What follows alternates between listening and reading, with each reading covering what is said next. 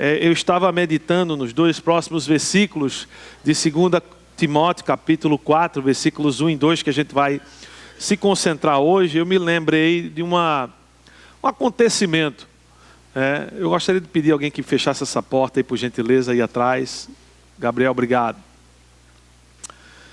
E eu me lembrei de um evento onde Natan tinha mais ou menos uns 5, 6 anos, e ele foi convidado para passar uma noite na casa de um colega de escola. A gente conhecia muito bem o casal, né, a família dele. E chegando lá, eles, durante a noite, ficaram escolhendo um filme para assistir. E quando colocaram um filme para eles dois assistirem, Natan viu esse filme e viu que era um filme que a gente já tinha dito a ele que ele não podia assistir, que era impróprio para ele. E aí ele, sem pensar duas vezes, com aquela pureza de criança da idade de 5, 6 anos, né, chegou para o pai do amigo dele: tio, esse filme aí eu não posso assistir, porque meus pais me disseram que é impróprio para mim, né? E aí eles ficaram meio que admirados, né, com a convicção de Natan. Peguei Natan no outro dia, Natan não me falou nada, ninguém me falou nada. Vida que segue, normal. Meses depois, Michele e o casal estávamos juntos em alguma... Não sei se a gente saiu para jantar, não sei se a gente convidou eles para tomar um café lá em casa. E aí eles começaram a falar para a gente que ficaram admirados como Natan respeitava a autoridade e os conselhos de nós como pais, né? E essa semana eu até estava falando para Natan: você pode voltar, né, a ser um rapaz como você tinha naqueles 5, 6 anos de idade. Mas eu estou brincando. Natan é uma pessoa muito... escuta bastante os conselhos que a gente dá a ele até hoje, mas eu não quero aqui pintar Natan como uma pessoa perfeita. Obviamente Natan tem seus defeitos, assim como todos nós temos os nossos defeitos. Mas eu queria contar essa história porque, à medida que eu estudava essa passagem, ela ilustra muito bem o alerta de Paulo aqui nesses próximos 2 versículos relacionados a termos a consciência de quem está nos ordenando, nesses 2 versículos, a obediência em relação a essa ordem.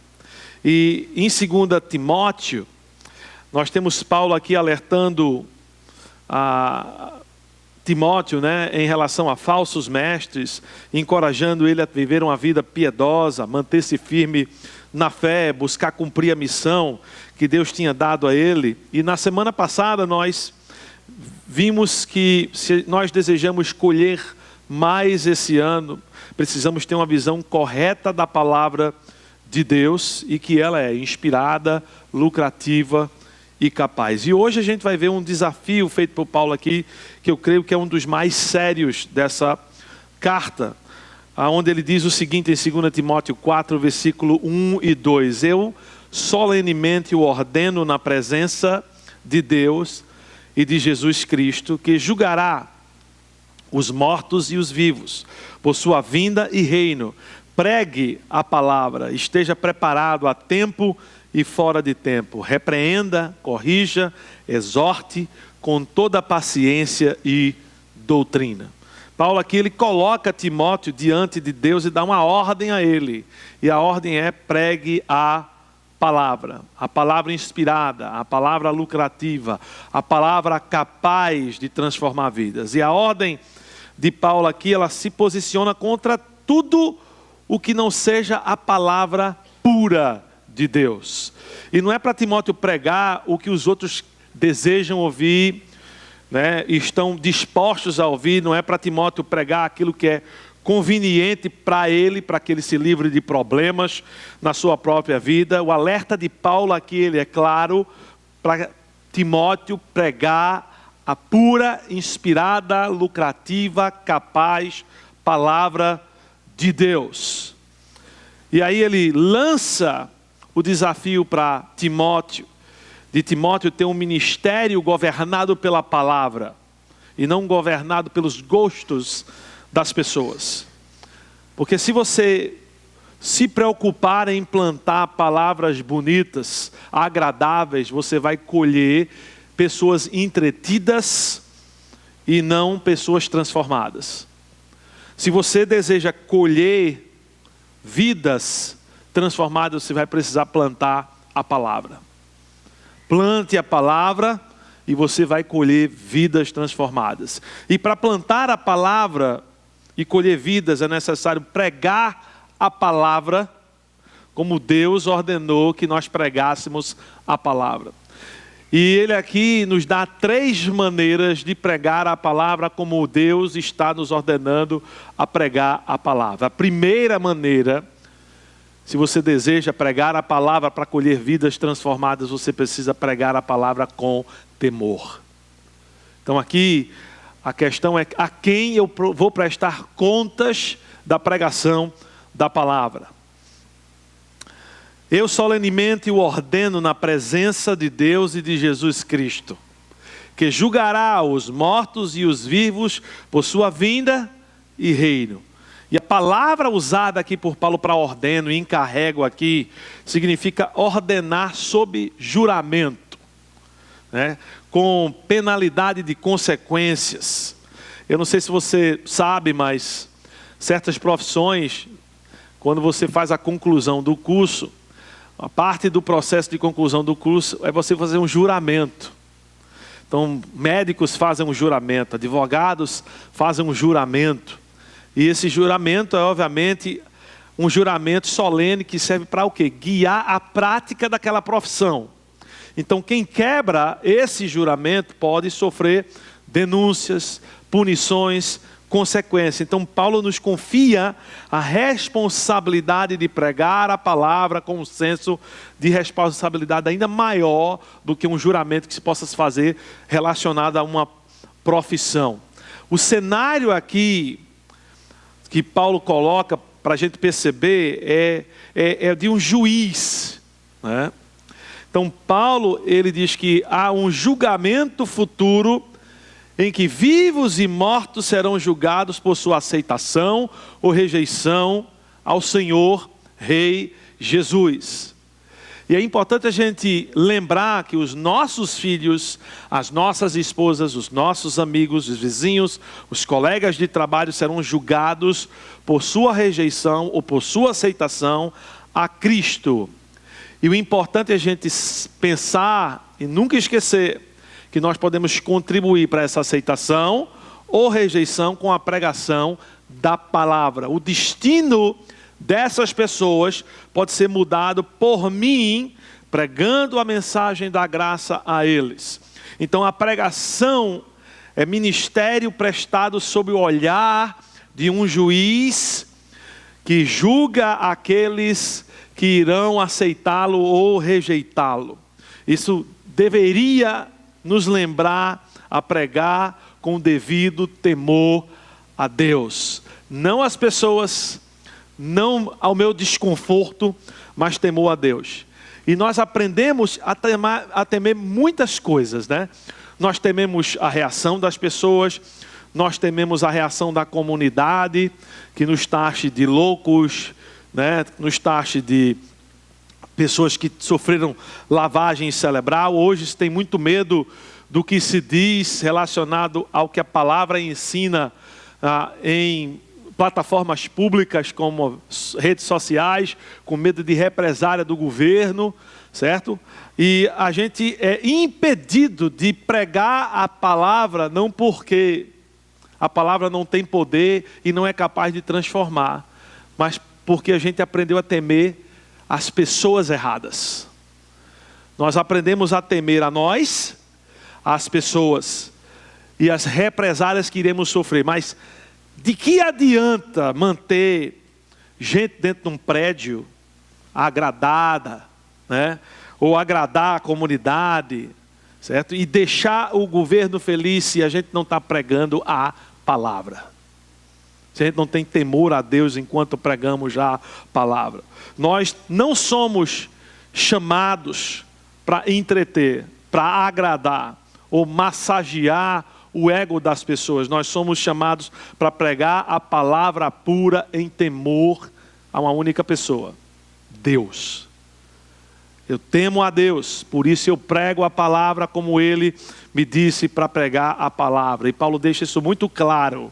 E Paulo usa aqui algumas razões para temermos o julgamento de Deus, ao invés de nos preocuparmos em agradar as pessoas. Primeira razão, ele nos lembra que quem nos julgará, e julgará tanto os vivos como os mortos, é o próprio Deus, o próprio Rei Jesus. Segundo, ninguém escapará desse julgamento. Todos serão julgados pela vinda de Cristo e todos serão julgados pelo reino milenar. Terceiro, esse julgamento será baseado em nossa aceitação ou rejeição a Cristo como nosso Senhor e Salvador. Nós somos a última esperança para as pessoas antes que elas sejam julgadas. Você já parou para pensar nisso? Já parou para refletir nisso aí? O destino das pessoas ao seu redor estão em jogo. E nós podemos mudar o destino dessas pessoas através de um único ato. O ato de pregar a palavra de Deus. A palavra de Deus, ela estabelece, certo? O que pregar e como pregar. E Paulo aqui ele estabelece 2 períodos onde serão julgados todos os vivos e os mortos. O primeiro vai ocorrer o que ele chama de epifaneia, aqui no original, que é a palavra para aparição ou manifestação. Nós sabemos que o próximo evento da manifestação, da aparição de Cristo, vai ser para a sua igreja, o corpo de Cristo, que é o que a gente chama de arrebatamento. Então, no arrebatamento, aqueles que aceitaram a Cristo e são membros do corpo de Cristo subirão, e aqueles que rejeitaram a Cristo passarão pela tribulação. Esse é o primeiro julgamento. E aí depois ele fala um segundo julgamento, que é o reino milenar. Aqueles que ainda resistindo, certo? A pregação do evangelho agora do reino durante a tribulação, o rejeitando serão julgados pela sua segunda vinda e não entrarão no reino milenar. Então há 2 julgamentos aqui específicos. Um relacionados completamente a nós. O segundo relacionados àqueles que estarão no período da tribulação. E essa salvação, a pregação do evangelho, da graça de Deus, ela proporciona a salvação para os que creem em Cristo como Salvador e se tornam membros do seu corpo. Essa salvação, ela é pela graça, mediante a fé, e ela vai nos livrar garantidamente do julgamento e nos arrebatará com os demais membros do corpo de Cristo. Essa é a mensagem para hoje. Nós temos uma esperança clara de salvação para os dias de hoje. E o futuro das pessoas depende da pregação fiel do evangelho da graça aos que ainda não crerão. Pessoas dependem de mim, dependem de vocês. Eu e você, a gente pode mudar o destino dessas pessoas se nós plantarmos a palavra nos corações daqueles que temos contato, a nossa esfera de influência. Eu gostaria de lembrar a você que ele aqui não está se referindo a grupo de pessoas estranhas. Muitas vezes a gente fica meio que se perguntando como é que eu vou falar do evangelho para pessoas que eu não conheço. Ele está falando aqui, fala para a sua família. Fala para as pessoas que você conhece. Os membros da sua família primeiro. Eles conhecem a graça de Deus, eles já ouviram a graça de Deus dos seus lábios. Eles já vieram a depositar sua fé exclusivamente em Cristo para salvação. Adivinha de quem é a responsabilidade? É sua? É minha? De pregar o evangelho da graça para os meus familiares. Eu preciso buscar a oportunidade, eu preciso aproveitar essas oportunidades. Nós não podemos esquecer que a vida dessas pessoas está em jogo. A primeira maneira que Paulo nos ordena a plantar a palavra para colher vidas transformadas é pregando a palavra com temor. A segunda maneira é pregando a palavra em todo o tempo. A primeira tem a ver a quem você vai prestar conta, a segunda é quando e como. E ele diz isso na primeira parte do 2º versículo. Esteja preparado a tempo e fora de tempo. Eu tenho a tendência de achar que há um tempo certo para proclamar o Evangelho. Mas quando você vem para a verdade nua e crua de 2 Timóteo, isso a gente vê que não há um tempo certo. O que há é oportunidades que você pode criar e oportunidades que Deus permite a você e você tem que aproveitar. E eu preciso aprender que se eu for esperar que as oportunidades certas, perfeitas, venham surgir, provavelmente eu vou falar pouquíssimo do Evangelho. Talvez eu não vou falar nunca do Evangelho. O verbo pregue aqui é a palavra kerixon, que significa proclamar como arauto, né? É uma palavra meio que perdida no nosso vocabulário. Se falar arauto, ninguém tem a mínima ideia do que você está se referindo. Mas os mais antigos na fé aqui já devem ter ouvido um quarteto chamado Arauto do Rei, né? Pronto, aqui tem, é muito bom esse nome desse quarteto, porque ele exemplifica muito bem o que é um arauto. Um arauto é um mensageiro de um rei. Era uma proclamação formal, às vezes grave, certo? Uma lei com autoridade investida do rei, que era para ser ouvida e imediatamente obedecida. Então, um arauto aqui era um oficial das monarquias medievais, encarregado de proclamações solenes, como o anúncio de uma guerra, como o anúncio do fim da guerra, da paz, certo? De informar ordens de um rei. Então, o arauto aqui era o porta-voz oficial de um rei. Eu e você somos porta-vozes de Deus hoje. E nos foi confiado anunciar, proclamar as verdades de Deus com autoridade diante das pessoas. Não minha autoridade, mas a autoridade do Rei Jesus. Foi dada a mim. Então, pregue aqui está na voz ativa, no modo imperativo do verbo. Significa que eu sou para fazer, e eu preciso fazer urgentemente isso.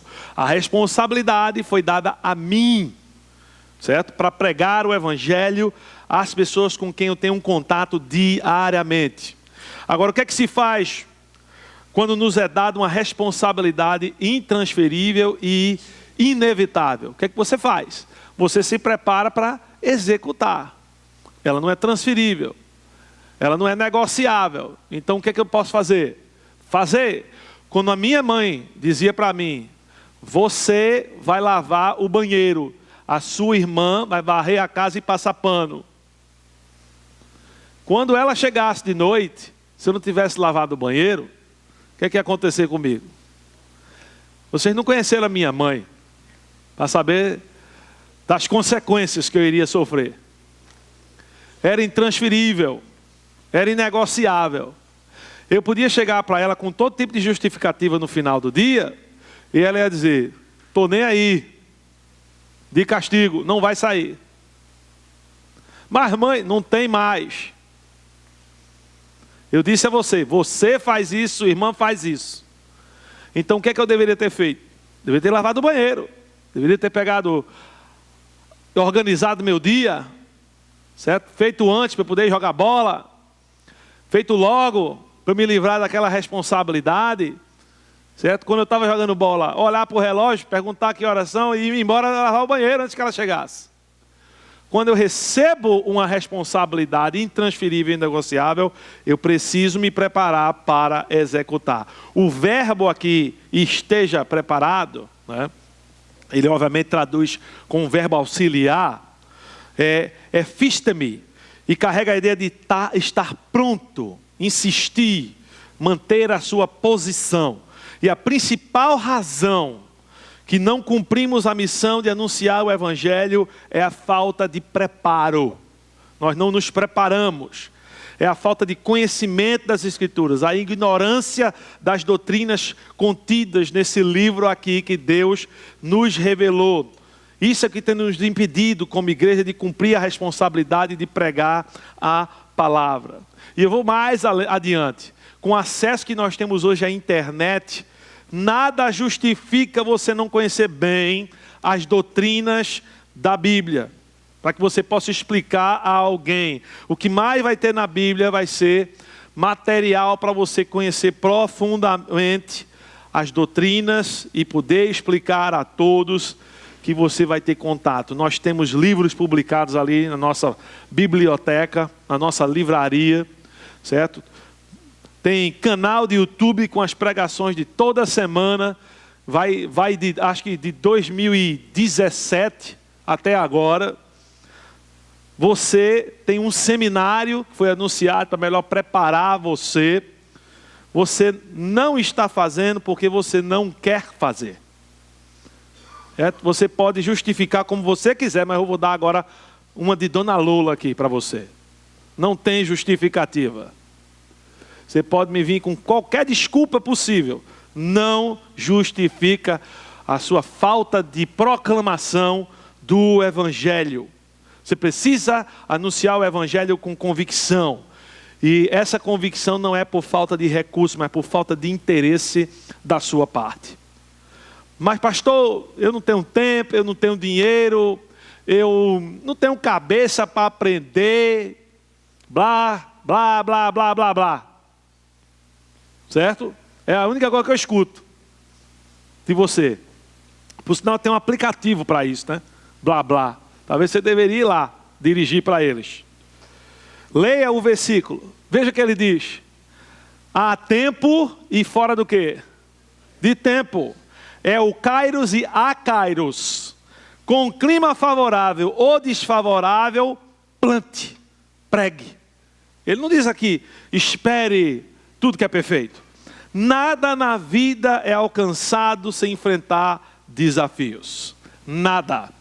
Se você condicionar tudo à conveniência da sua vida, isso vai paralisar o seu crescimento espiritual e vai impedir você de anunciar o Evangelho do qual você foi comissionado para fazer. Você já viu um carteiro abrir o aplicativo do clima e hoje vai chover, eu não vou trabalhar? Você já viu isso? Ele, faça chuva, faça sol, com cachorro ou sem cachorro atrás dele, não é? Ele vai ter que ir trabalhar. Seja um carteiro. Ele não depende do clima para cumprir suas responsabilidades. Da mesma forma, arautos não negociam a previsão do tempo. Mensageiros se preparam para a chuva, se preparam para o sol, para que nada venham a impedir de cumprir com a responsabilidade. Eu quero dar aqui a você uns desafios. Se você quer se preparar para cumprir a sua responsabilidade, primeiro, estude a Bíblia, versículo por versículo. Estude a Bíblia, versículo por versículo. A gente se acostumou a procurar respostas na Bíblia de acordo com as nossas necessidades, né? Eu estou me sentindo deprimido. Vamos lá, vou procurar aqui, né? Eita, estou desempregado. Vamos ver o que Deus vai me dizer.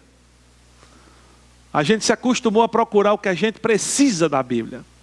E você sabe o que isso faz? Isso vicia você a buscar na Bíblia apenas o que lhe interessa. E a gente precisa ler a palavra, estudar a palavra, buscando o que Deus quer dizer a você. Não é o que eu quero de resposta, é o que Deus tem de resposta. As cartas de Paulo precisam ser estudadas como o quê? Carta. Certo? Aí a gente quer pegar um versículo, aqui ó, é de Deus para mim. Não, você pegaria uma carta e apenas pegaria uma frase da carta e dizia, ó, fulano escreveu isso aqui para mim, o resto foi para os outros. De maneira nenhuma, é uma carta.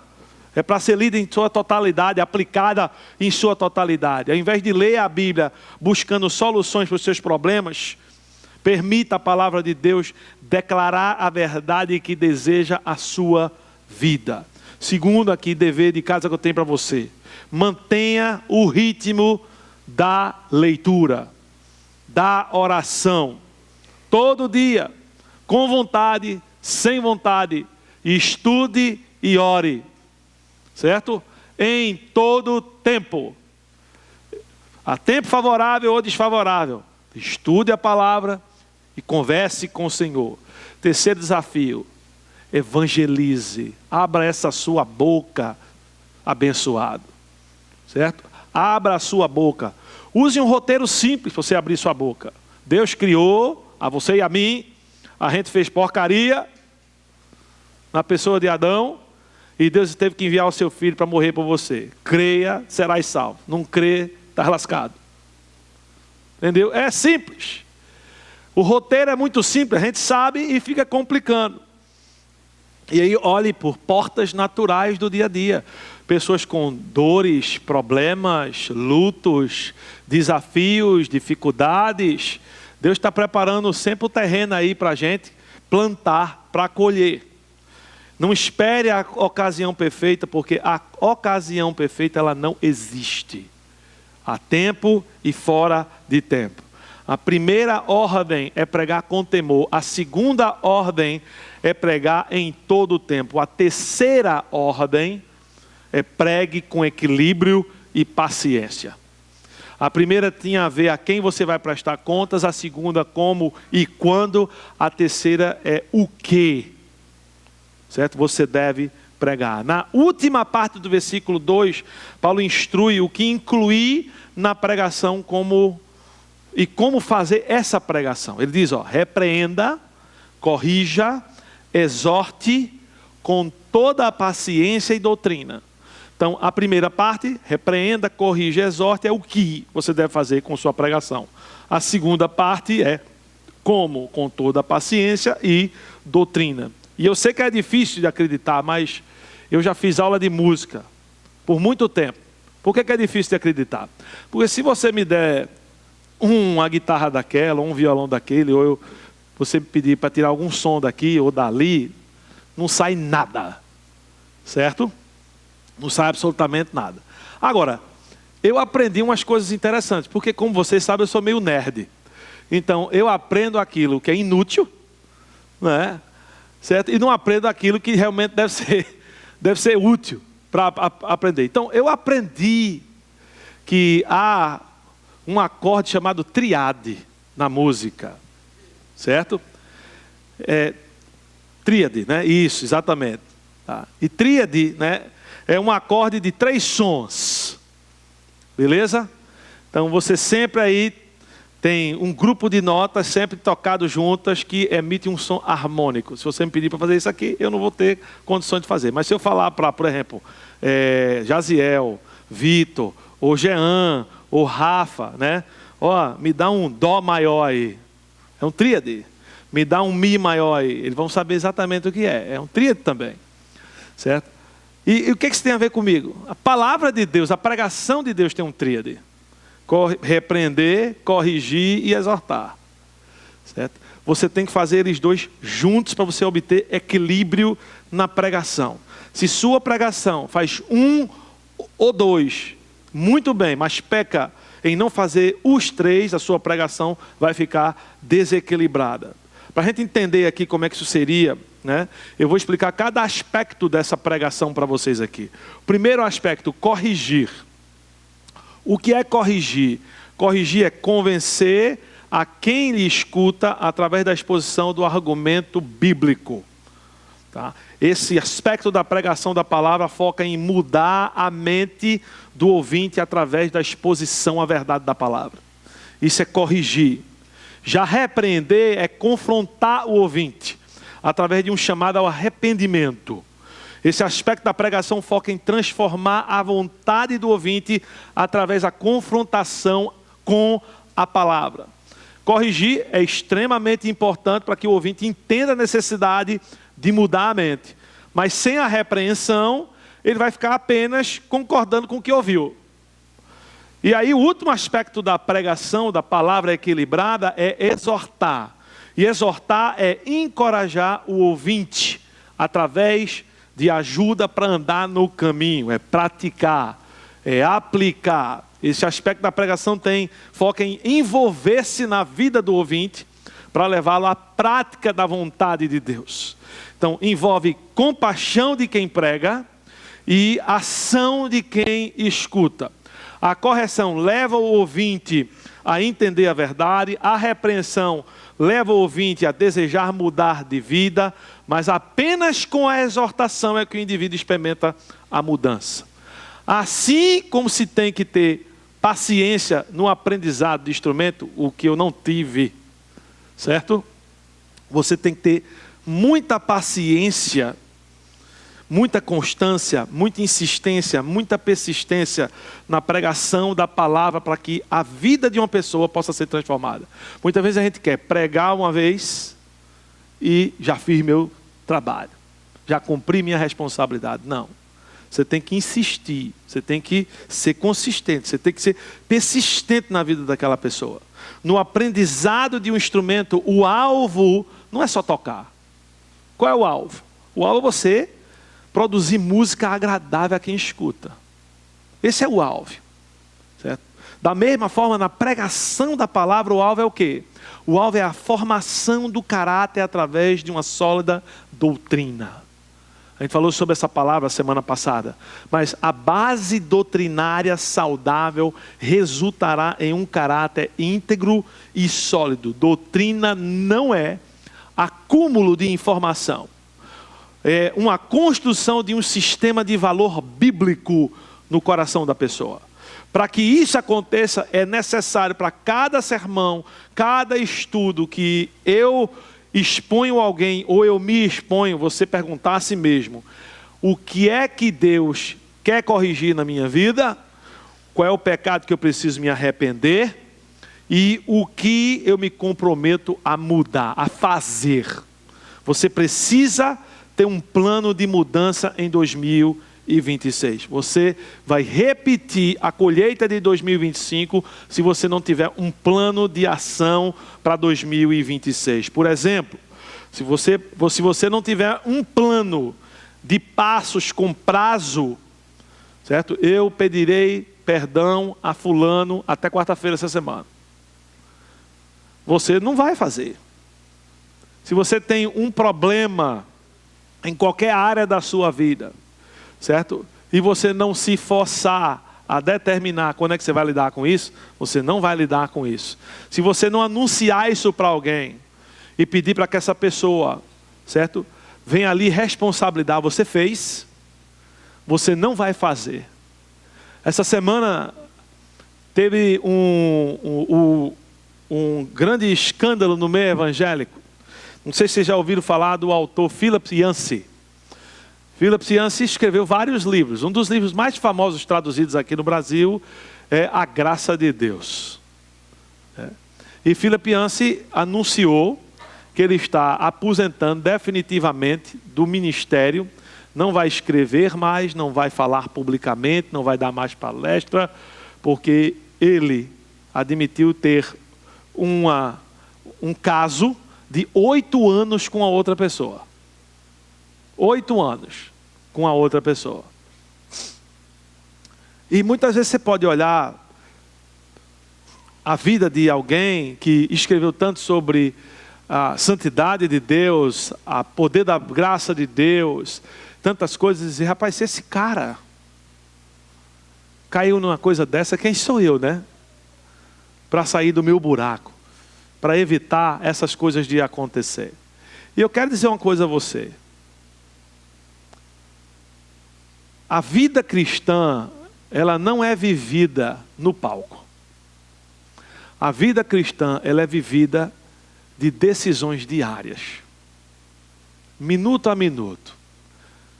Certo? A partir do momento que você acha que tem um conhecimento muito elevado, e você abdica de ler a sua palavra, estudar ela de manhã e conversar com Deus, já começou o problema aí.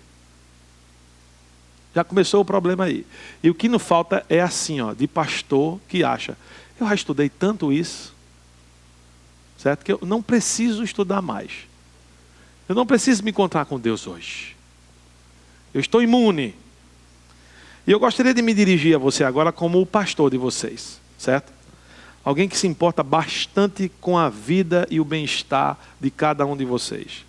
Muitos de vocês, Deus traz à minha mente, eu oro especificamente por nome e por necessidade específica naquela semana.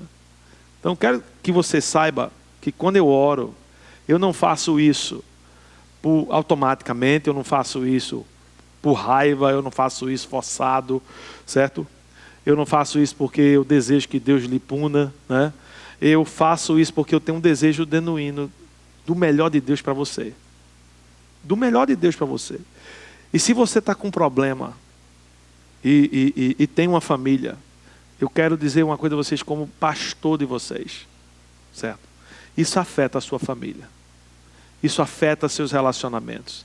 Isso afeta o seu ministério. Isso afeta o seu relacionamento com Deus. Do fundo do meu coração, eu quero o melhor de Deus para você. Então eu peço a você, escute o que a palavra está lhe dizendo que precisa mudar em sua vida. Para você escutar, você tem que se expor à palavra. E depois de você escutar o que a palavra diz que você precisa mudar, certo? Tome passos para mudar. Tome passos para mudar. Nas nossas igrejas nós temos um kit de primeiros socorros. Talvez você tenha um em casa, né? Tem várias coisas nesse kit aqui de primeiros socorros, mas tem algumas coisas aqui de extrema importância nesse kit de primeiros socorros. Primeiro nós temos a tesoura. Tá? De repente, se você se machucar, eu tiver que ter acesso ao seu machucado, eu preciso cortar a sua calça. Então tem coisas na vida que a gente tem que cortar. Certo? E aí, nós temos também aqui o antisséptico, né? Uma ferida aberta, por mais que o metiolato não arda mais, certo? Qualquer antisséptico derramado nela arde, dói. Mas ele também faz o quê? Ele cura, ele limpa, ele promove, certo? A saúde naquele local. E também temos o quê? Curativo. O curativo faz parte da recuperação, da proteção na sua vida e na vida da ferida. A pregação da palavra de Deus é necessária para que a palavra de Deus possa corrigir, possa repreender e possa exortar e causar crescimento e saúde em você. Agora, para que essas ações ocorram, na minha vida e na vida daqueles que ouvem a pregação, é necessário você pregar a palavra com temor, sabendo que você está sobre o olhar do Rei Juiz Jesus. Você precisa ter essa consciência, certo? Depois você precisa pregar em todo o tempo, porque o mundo não vai se ajustar para ouvir a verdade. Você precisa criar essas oportunidades. E terceiro, pregar a palavra com equilíbrio e paciência. Porque Deus muda as pessoas através da pregação que corrige, através da pregação que repreende e através da pregação que exorta. Eu tenho um apelo para fazer a vocês, hoje nessa manhã.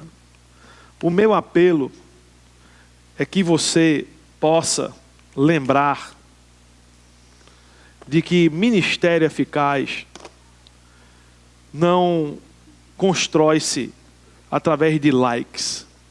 Não meça o ministério de uma igreja, o ministério do seu líder, através dos likes, né? Através da exposição, da influência que ele tem nas pessoas. Ministério se mede por fidelidade ao texto da palavra de Deus, certo? E é fruto de arrependimento na vida da gente. É assim que se mede ministério. Plante a palavra e colha vidas transformadas. Eu tenho um dever de casa para você. Meu desafio. Se você não fizer nada essa semana do que eu falei aqui, eu gostaria de que você fizesse uma coisa. Certo? Contate alguém da sua confiança essa semana e peça essa pessoa para ser seu prestador de contas. Cara, eu escutei uma mensagem esse domingo, foi penetrante. Pastor foi usado pelo Espírito Santo para realmente mexer com as áreas da minha vida que eu tenho que lidar.